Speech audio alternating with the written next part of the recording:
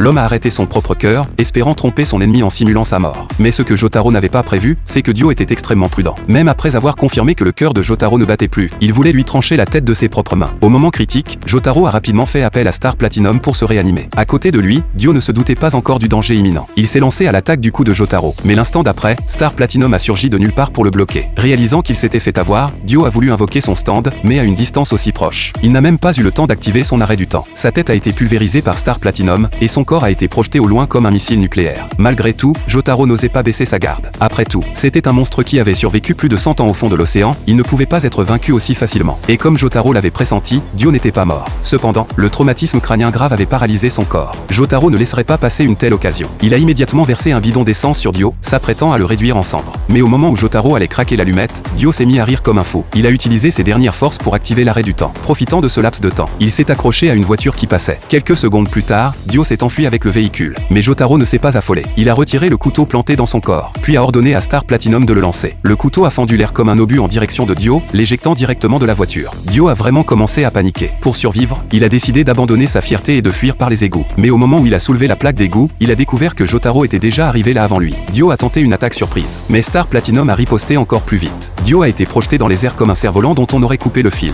Pourtant, malgré tout cela, Dio riait aux éclats, car Jotaro venait de tomber dans son piège. En réalité, c'était ça, sa véritable voie de fuite. En observant l'environnement familier autour de lui, Jotaro a enfin compris, c'était l'endroit où Joseph avait été tué. Mais il était trop tard. Dio avait déjà absorbé tout le sang de Joseph. Ses blessures étaient entièrement guéries, et sa puissance était devenue encore plus redoutable.